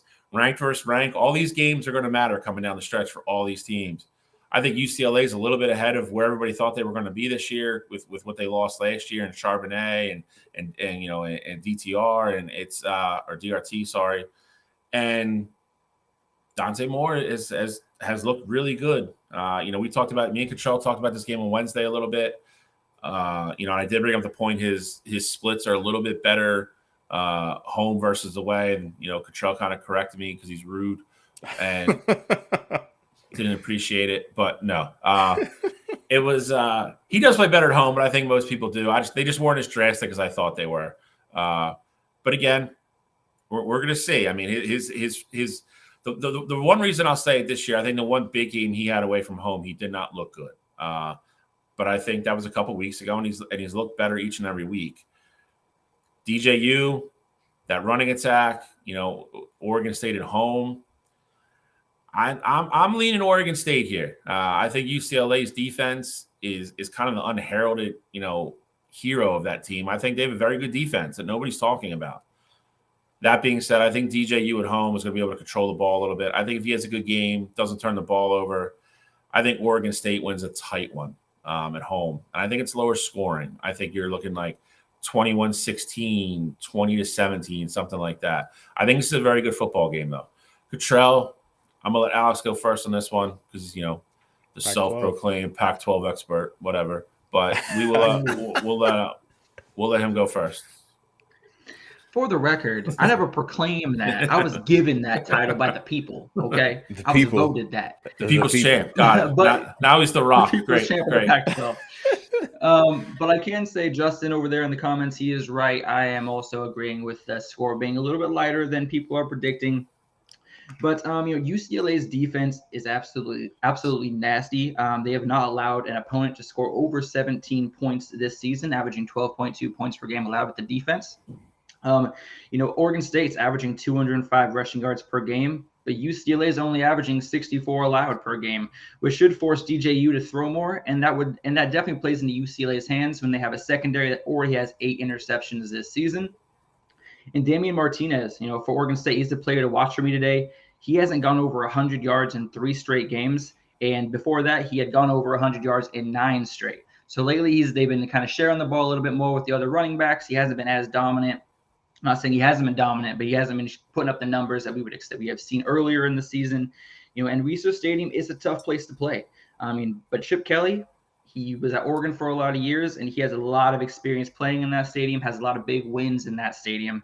So I expect him to run to test that Oregon State run defense that allowed 241 yards or 7.3 yards per carry last week to a very subpar Cal team. I expect UCLA to kind of run the ball down their throat. I mean, UCLA themselves is averaging 200 yards per game. And I think that's ultimately going to be what's going to be the difference. I have UCLA covering the 3.5-point spread against Oregon State. Like I said, I have this game as a much lower scoring game, and it should be a good one to watch. But I do have UCLA covering the 3.5 points. Alex, we are on the same page, my guy. So UCLA, I think they go to Corvallis. They take care of business. I like Dante Moore a lot. Dante Moore is a kid that's a true freshman at this point. He's got some of the higher pressure games already under his belt. I know he didn't look great going to Utah. Corvallis isn't quite Utah, I will tell you that. And it as good as Oregon State is at running the football, I think at the end of the day, it's going to come down to a situation where DJU has to make a play against that UCLA defense, and I think he's going to turn the ball over. Do I think it's going to be lower scoring? I don't necessarily think lower scoring. I think it's going to be somewhere. I don't know what the over-under is on that one, but I think it is going to be like a 27-20 kind of game. I see it being in the 45 to 50 point range. So Alex over-under is at 54. So, I mean, I will take the under there. But I see this being a one-possession game that I ultimately have UCLA winning. One thing that I want to make note of with Dante Moore being one of the best, freshman quarterbacks in the country. I'm really intrigued by, and I know we're so far away from this, but I just can't wait to see it. Malachi Nelson is the true freshman at USC, and I can't wait to the matchup when we start to see Dante Moore versus Malachi Nelson and see who's going to be the number one overall pick, come two more years from now after their seasons are over. So, but I love Dante Moore here. I think he takes care of business at Corvallis. All right, I definitely hear what you're saying, and I love Dante Moore as well. And I think honestly, UCLA's offense is 1 year away from them being a real powerhouse with Dante Moore at the helm. However, last week, after 2 weeks ago they lost to Utah, only scoring 7 points on that Utah defense. And last week they gave Carson Steele, their running back, 30 carries, which kind of tells me what kind of offense they might be running against this Oregon State team since they had so much success last week against Washington State. I think Dante Moore needs to make a couple big throws this game, but I think ultimately the game really rests on Carson Steele's shoulders and see if he can put up some big numbers, get over 100 yards and a couple touchdowns, and then we're definitely looking at UCLA covering. So I definitely hear what you're saying, but my opinion is slightly different. I think Carson Steele is going to be the answer for today for UCLA. All right, so I got Oregon State. Cottrell, you're taking UCLA outright? I got UCLA outright. And Alex, you're taking cover or you're taking them outright? I'm taking them cover just because it's a ranked matchup. UCLA is on the road. You don't know who DJU is going to say. So I'm going to play it a little safer today and have UCLA covering that 3.5. All right. Well, somebody's winning money then, I guess. He likes to play the fence over there. Alex, he gives us the strong takes, and then when we need him to, we put the pressure on him. He's like, I'm gonna just ride the fence. I'm gun shy. Last week I went all in. Last week on Maryland. No, look what happened. He's got no chips left. He's out of chips. He didn't even go all in last week though, because I was asking him. I said, are we on upset alert or are we just picking Maryland to cover? And he's like, Maryland covers, but I won't say they win, but I got Maryland covering. So I just want him to hop over one side of the fence here. Alex, who you got? You know what? Who you giving UCLA money line. Thank you. Let's go. There we go. All right, there we go. Money line. There we go. Hey, all right. There we go. Got to just get it out of him, I like my pick even better. Well, now. Chip Kelly, former Oregon coach, Dante Moore, former Oregon commit. Let's go UCLA. Okay, I like it. See, Alex just got strong armed into a loss. That's messed up. Sometimes people don't want to jump over the cliff, so sometimes you got to just give them a little kick. That's all. There's nothing wrong with being Switzerland, Alex. Plenty of money, great food, great scenery, pretty women. There's nothing wrong with being Switzerland. Great cheese, chocolate. There's nothing wrong with being see. There's nothing wrong with being Switzerland, Alex. Be Switzerland. Nothing wrong with being Switzerland. All right. No. All right. Here we go. We'll just get the elephant out of the room here. We got North Carolina, Drake May and Company hosting the 25th ranked Miami Hurricanes coming off of Neilgate. So Neilgate. Cottrell nailed this right on the head. Mario Cristobal, I think, has locked up the long withstanding Boner of the Year award already. He's coming in with a strong argument to close the season. I don't know if anybody's going to beat him. I got to go back over the other nominees for the rest of the year because there are a few, but I don't know. Again, I don't know, man. I don't know how you could be a coach, get paid that much money to run a major program. And even if you're an assistant coach, how somebody is not screaming in the headset to just kneel the effing ball. Like, I just don't get it. Like, everybody's like, he's like, I didn't want to end the game that way. What, with a win? You didn't want to end the game with a win? It's called victory formation for a reason, you dope. Like, my God, bro. Like, talk about submarining your own team. I can't imagine what that locker room was like. I'm sure everybody's seen the viral clip of the kids sitting on the bench saying, what the F are we doing, like twice in a row, practically crying. Listen, honest to God, dude, I hate Miami. I've never liked Miami, but, like, I feel bad for the kids. Like, if you get put in that position to win a game and be undefeated and continue your season, and have either ACC or an outside shot of getting into, like, the college football playoff, to lose it on something like that, like, that's crazy. Like, this isn't like some team was like, we lost on a 63-yard field goal as time expired, or we lost on a Hail Mary. Like, that stuff you just kind of have to accept because it's out of your control. To lose because your coach can't call the right freaking play when you're up with 30 seconds to go, I don't know how you get past that. I said it on Wednesday, and I'll say it again. I am super curious to see how that team comes out today. I think they're either deflated and they get absolutely boat raced by North Carolina, or they rally, and I think this is a really good football game. I don't think you get anything in between. I think they come out and either they're still in a fog from what happened, and they don't care. They're feeling sorry for themselves, and Drake May and company, especially with Walker back, puts it on them badly. Or I think they come out, with a fighting spirit and kind of say we're going to go win despite our dumbass coach. I hope we get the latter, but you never know. They're kids. So what do you guys think? I'll let you both talk about Neilgate because I know Cottrell's got strong opinions on it. I'm sure Alex does as well. If you have a brain and you're a college football fan, you have to have some kind of opinion on it. So you guys take it away. I don't care who goes first. Just everybody keep throwing dirt on Mario Cristobal. That's what we're here for at this point. Alex, I'm sure you got a lot to say. I'm just going to clap here. I'm just going to clap because Mario Cristobal, he deserves congratulations for his not first time, but second time making this mistake. But I think it was 2017 when he was coaching Oregon. He made the same exact mistake against Stanford that cost us a game. So I'm probably one of the only people in the country that wasn't surprised about that boneheaded coaching decision. But plain and simple, God, I have so many things to say about Mario Cristobal just because I hate him so much. The way he abandoned Oregon to go to his alma mater in Miami, his absolute failure with them as a program has made my life so much better.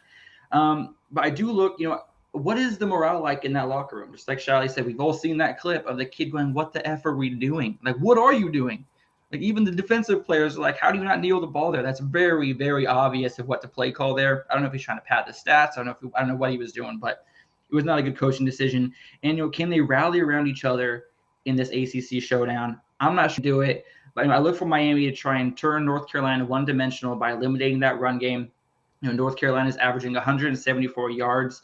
Miami's only allowing 58 yards per game.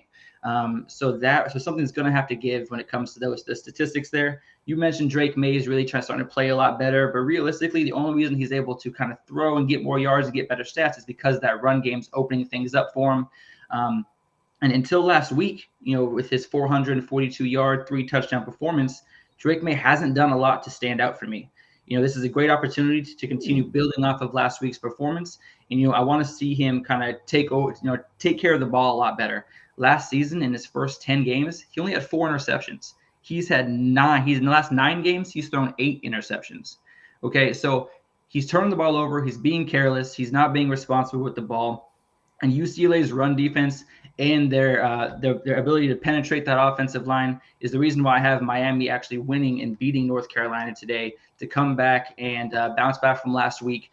Like I said, people are talking about how Miami should have won last week. They should be undefeated. They had 5 turnovers. Tyler Van Dyke played probably his worst game of the year with 3 interceptions. There is no way that pride of these kids is going to allow them to go into North Carolina and get their butt kicked.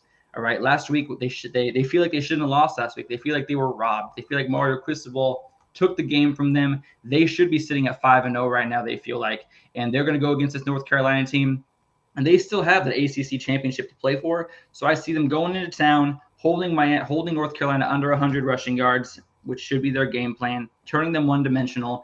And I don't know if Drake May – I think when it comes down to it, Drake May's going to throw an interception when the game's on the line. And I have Miami ultimately winning this game and covering that +3. But because you want me to be on one side of the ball, I got Miami winning.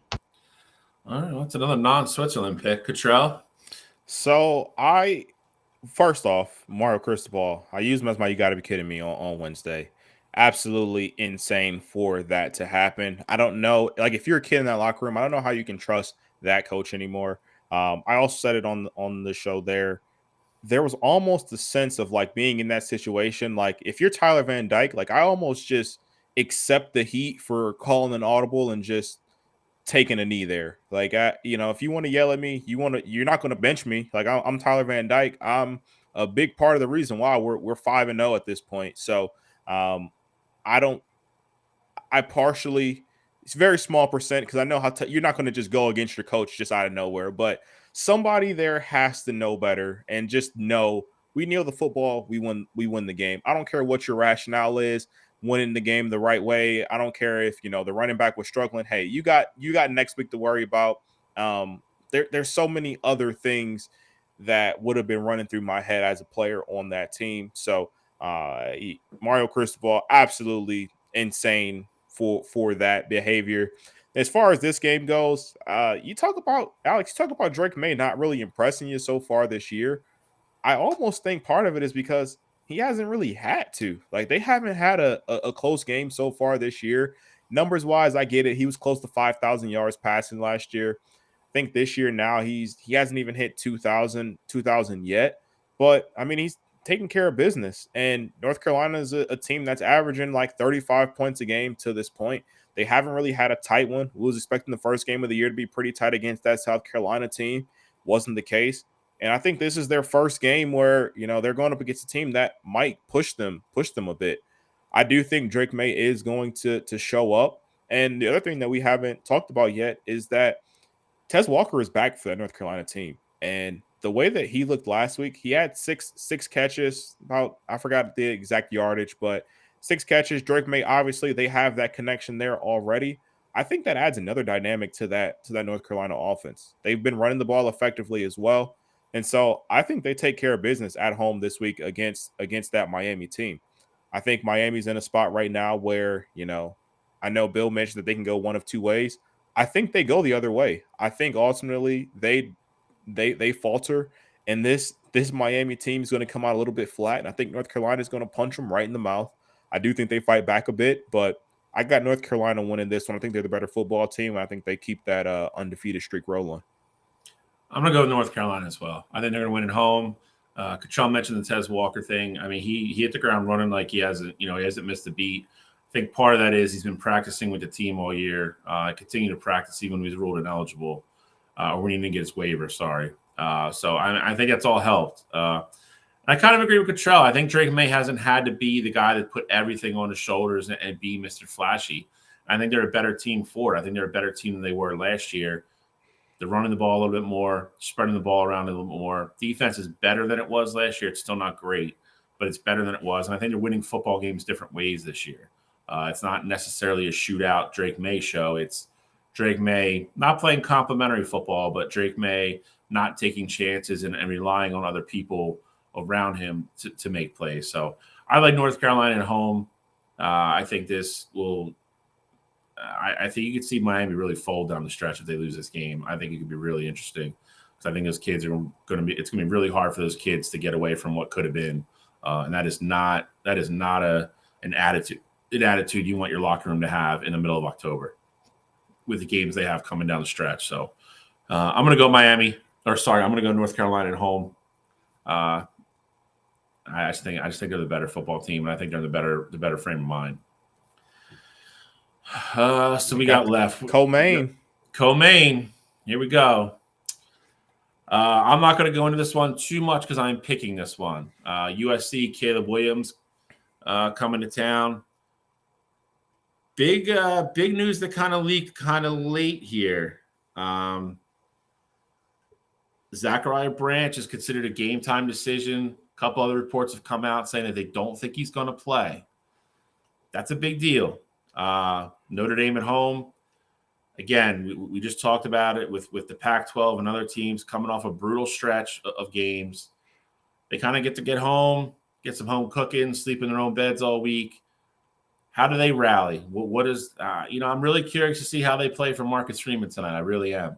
Because like I said earlier in the show, I think if they end up with 4 or 5 losses this year, I think that coaching seat's a lot hotter than people would like to admit it is. I think he got a pass with a lot of stuff last year. Obviously, losing that Ohio State team last year was, that wasn't going to cause them any harm as good as that team was, and it was away. I think the way they lost to them this year, and then going to Louisville and get your butt kicked, USC comes in and romps you tonight. I think it's a problem, especially with what they have left on their schedule. They still have Clemson. They still have Duke. Neither one of those games are going to be pushovers. So curious to see how Hartman responds. I think Estime might have 45 carries tonight. I'm hoping. If I know myself, Cottrell probably agrees. I would hope you learned from your lesson last week. It would be early and often for me against that USC defense. But like I said, I'm not going to give my pick because I'm picking it. I'll let you guys break this game down for me. Tell everybody what they need to know and what you guys are looking for and what you think is going to happen. Well, I can go first here because I know Alex, you're chomping at the bit to go first on the next game. So I'll take it here. I'll keep it short and sweet here. Bill, you mentioned Zachariah Branch probably not going to play tonight. I actually don't think that has as big of an impact as a lot of people are saying it does, only because he hasn't played the last couple of games as well. So I think USC has enough offensively. Brandon Weiss has been phenomenal. Taj Washington is a great receiver as well. Obviously, it will definitely help to add an explosive player like Branch back into the fold, but I don't think that's going to be the difference maker in this one. I ultimately think it's going to be Notre Dame, and I think defensively it's going to be how their corners hold up and how that defensive line holds up against Caleb Williams. You cannot allow Caleb Williams to get outside the pocket and extend plays with his feet and, just beat up on broken coverage on the back end. If those Notre Dame corners are having success, it's because the defensive line is making Caleb Williams get the ball within 3 to 4 seconds. You can't have plays go on for 7, 8 seconds because those receivers on the back end are just too good. Brandon Rice is going to have a field day if, it's just Caleb Williams running all over the field and making plays with his legs. I do think that Notre Dame will run the ball a lot more efficiently this week, and I think Estime is going to be a big part of that.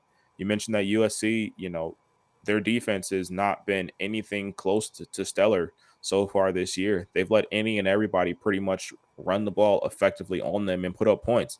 And so a Notre Dame team that's been struggling pretty much, the past 3 weeks offensively, I think this is a game where they catch their stride, and I think they're going to beat a USC team that's pretty much been begging to be beat for the last couple of weeks. So I got Notre Dame ultimately winning this game. I think Caleb has a good one, but I don't think that Notre Dame allows Caleb Williams to go off for 4 or 5 touchdowns in this one.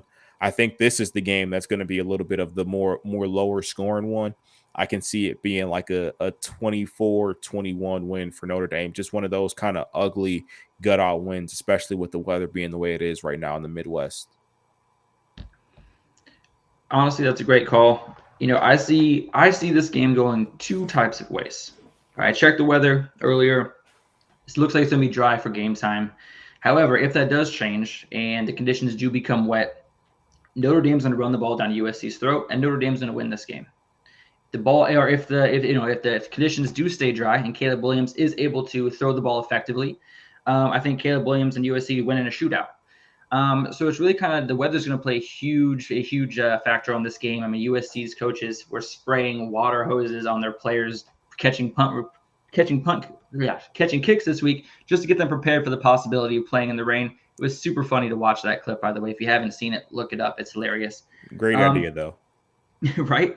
If y'all remember last week, I said I had lost faith in Sam Hartman. I mentioned it earlier. In the last 3 games, he has accounted for more turnovers than touchdowns. Mentioned that earlier, and that's something I'm going to be harping on during this breakdown.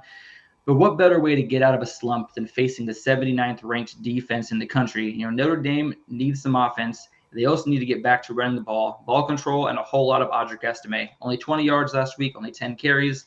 He has over 100 carries this season, and he only has 10 carries in your second loss of the year. You got to get out. You got to get back to your run game, ground and pound, control the clock, control the line of scrimmage. On the other side, it's Caleb Williams versus that Notre Dame defense. Notre Dame is 3rd in pass defense, only allowing 146 yards per game.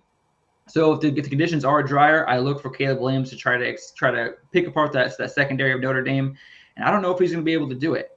Last week, he was able to kind of use his legs, extend plays, and had 3 rushing touchdowns. I expect him to continue kind of using those legs today and extending plays.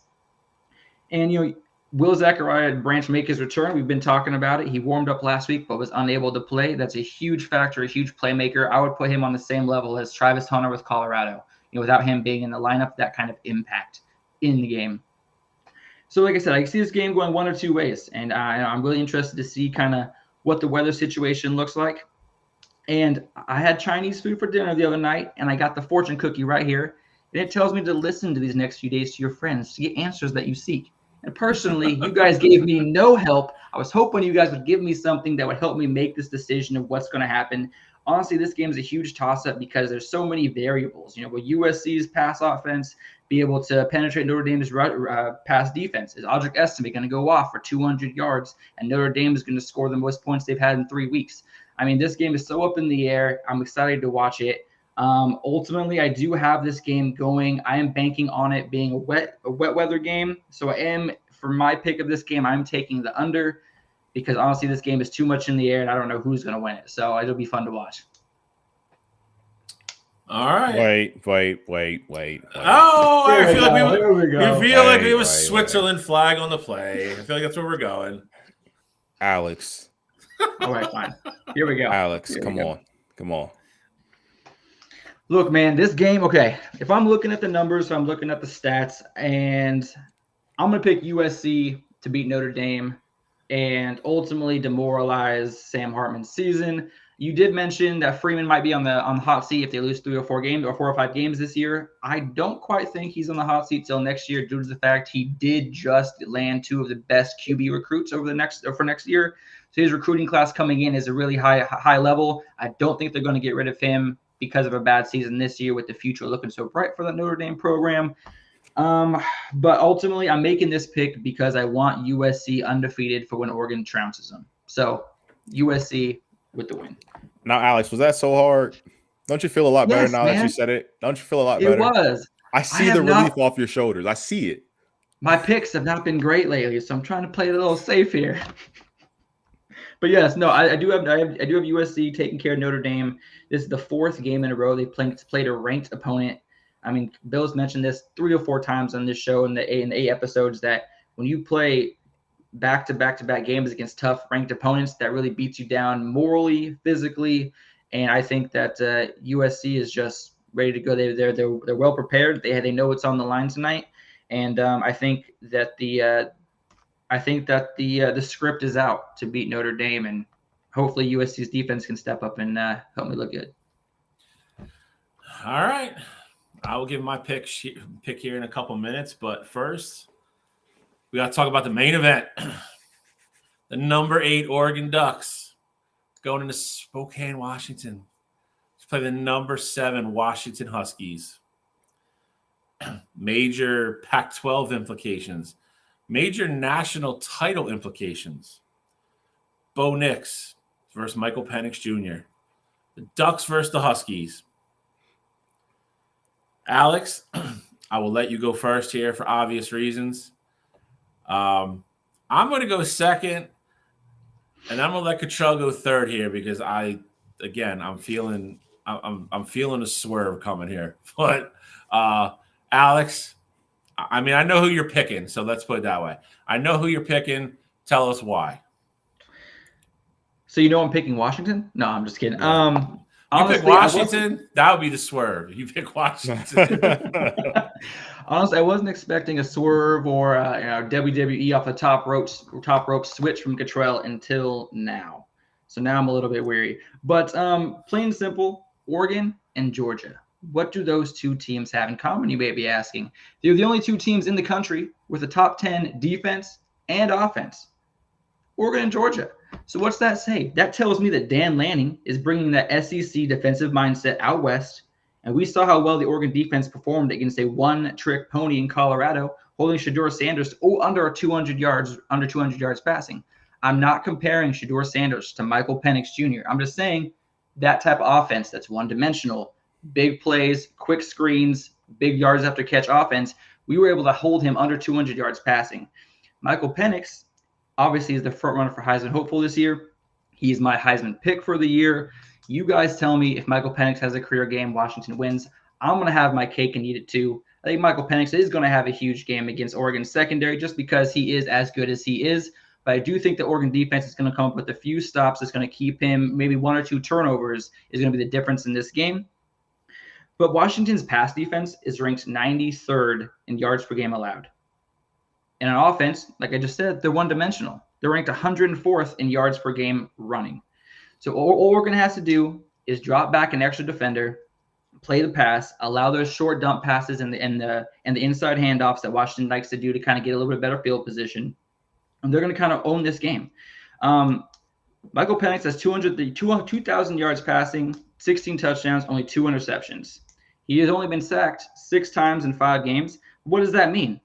That just means that Oregon's going to need to penetrate the offensive line, get him out of rhythm, force him out of the pocket. He's not a huge runner, and Bucky Irving needs to take advantage of that front 7 of Washington, and he needs to go off. They are averaging 227 yards per game, but he hasn't had to play a full game. I think today is the first time that Bucky Irving plays from start to finish. Last year when they lost this game, Oregon had over 350 yards rushing, and I expect them to do the same today, control the clock.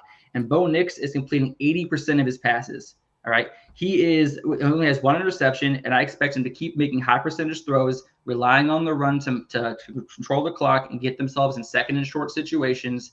And ultimately, I have Oregon winning this game. I know they're underdogs, but I have this game going as a 49-28, 21-point Oregon Duck win. The difference between the defenses is too big and too vast for Washington to keep up with Oregon's offense.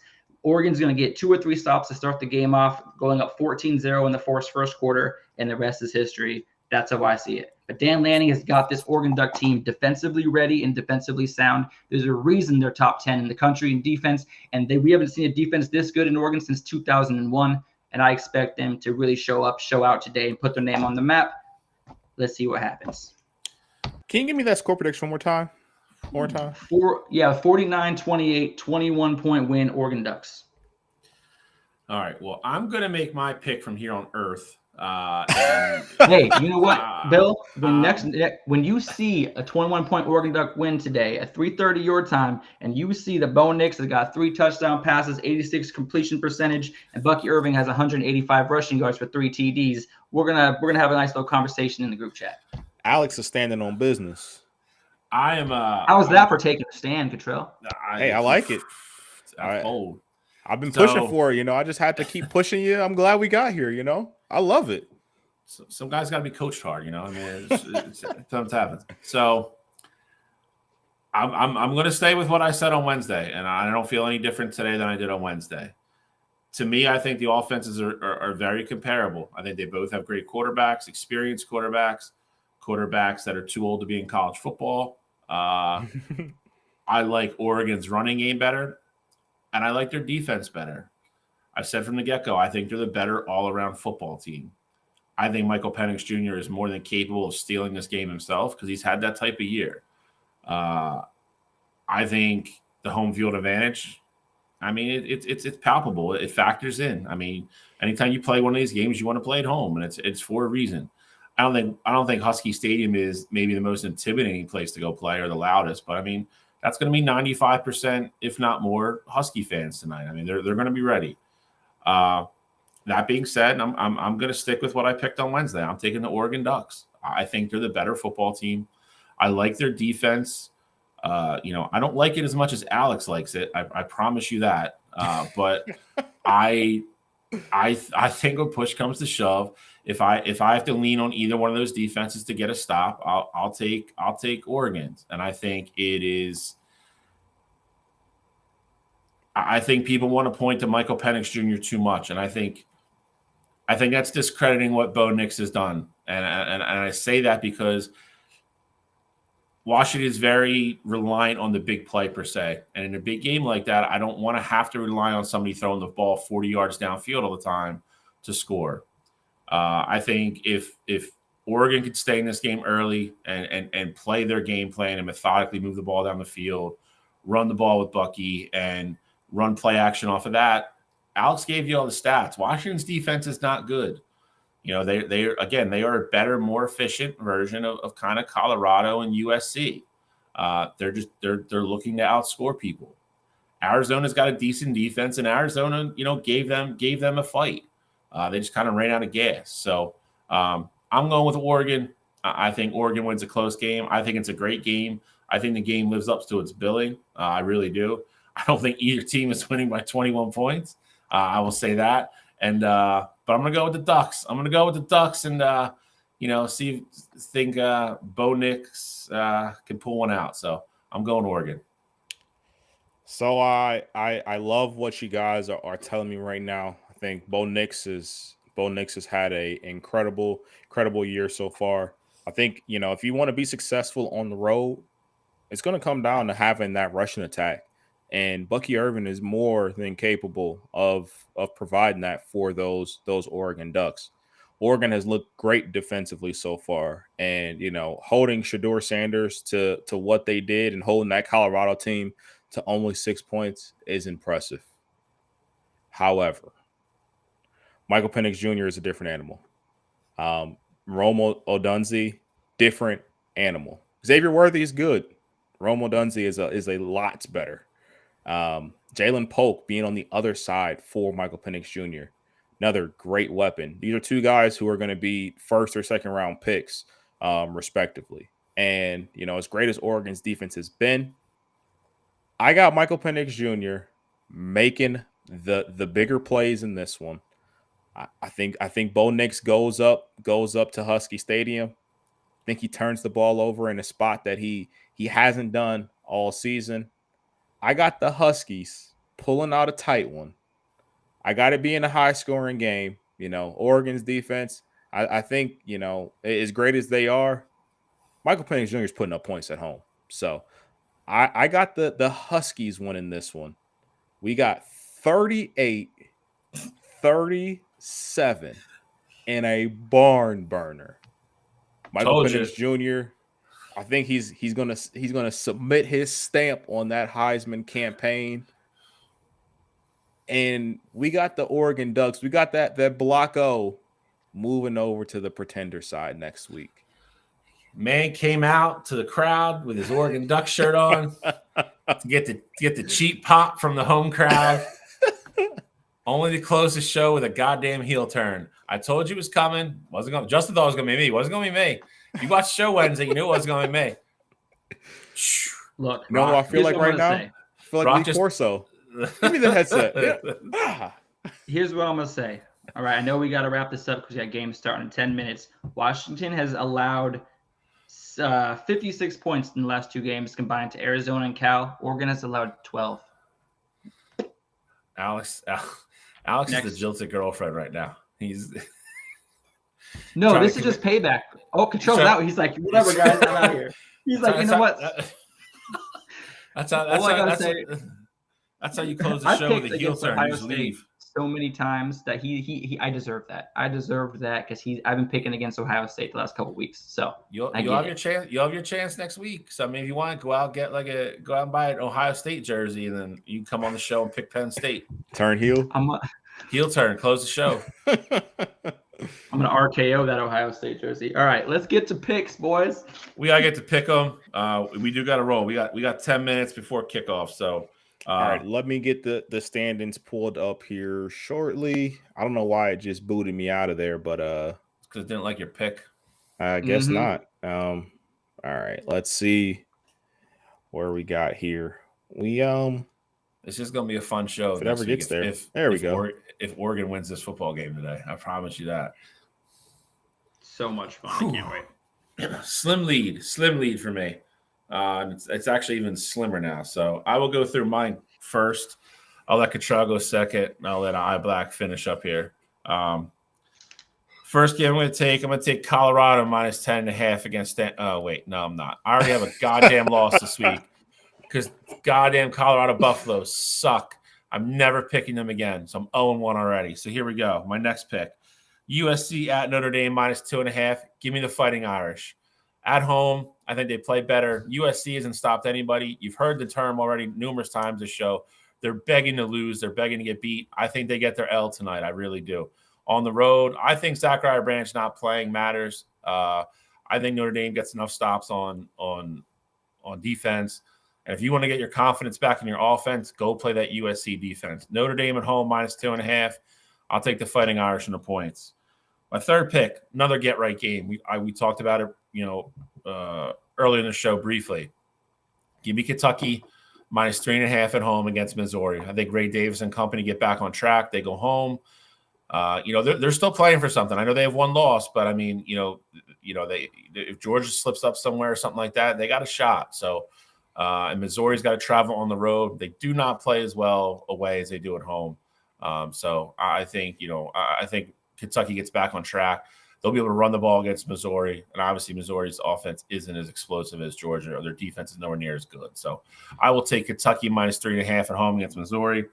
My super dog, I like this a little bit better than even when I picked it Wednesday, now that the rumors are Campbell's not going to play. So I got Syracuse +17.5 at Florida State. I don't think Florida State's ever in any danger of losing the game, but I think I can pick up some super dog points here. So I will go Syracuse +17.5. They've played pretty well all year.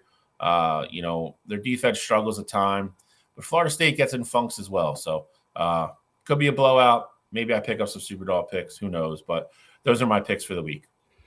All right, and then my super dog picks of the week here. I'll run through them pretty quickly here.